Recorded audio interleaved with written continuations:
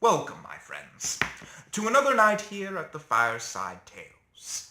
You all probably don't know me. I'm Father Martin. I was one of the people that Seth Lewis worked under before his parting. Believe me, it was hard for all of us here at the Fireside Tales to see Seth Lewis go. We had a beautiful funeral for him by the lake. There was flowers and some people sang hymns.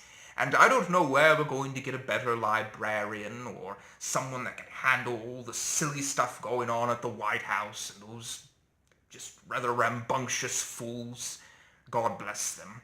But we're going to do our best. And basically, it has been decided that I will take over here. I will be telling you all some stories from the library, trying to educate you and just to basically embrace this stuff, because I know it might scare some of you to know that all of this information is true about giants and monsters. It would be terrifying for anyone.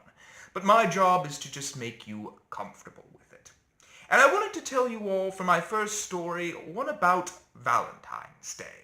And technically February's over, but we're going to cheat a little bit. March 1st is close enough. But anyways, this is the story of how Valentine Day got started.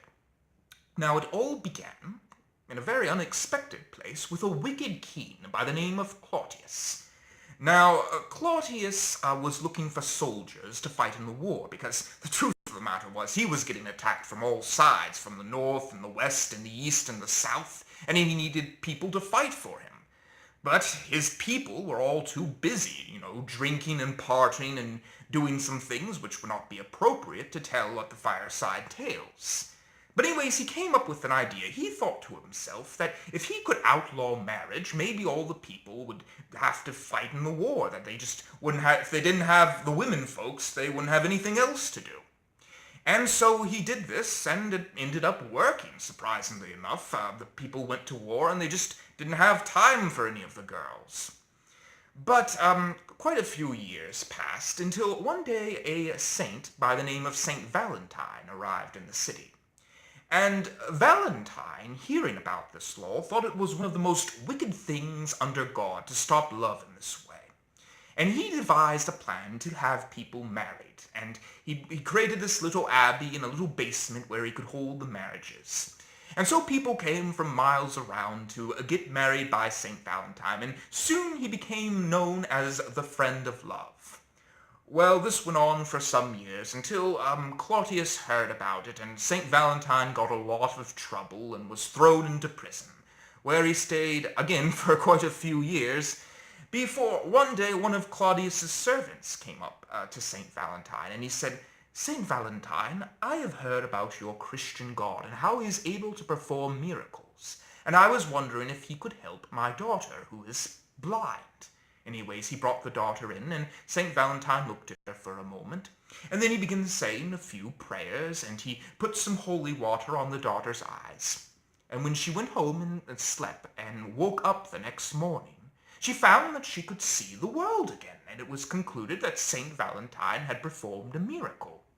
Well, as it so happens, the daughter had taken quite a fancy to St. Valentine, and she soon found out that he had the same feelings for her. And so they began sending each other's letters in secret, like young lovers will do. And St. Valentine was able to get away with this, but he ended up getting into trouble with Claudius for something a little bit different.